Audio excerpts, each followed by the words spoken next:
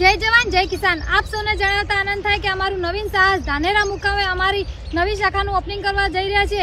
તો આપ સૌને ભાવભર્યું આમંત્રણ આપશે, જેનું સ્થળ છે ચૌધરી હોટલની સામે, કારગિલ 3 રસ્તા, ધાનેરા મુકામે। તો પપ્પા, આપણા ચાહક મિત્રોને અને ભાઈ બહેનોને બધાને આમંત્રણ છે કે એવું નહીં કે ભાઈઓને આવવાનું, બહેનોને પણ આવવાનું છે ધાનેરા મુકામે।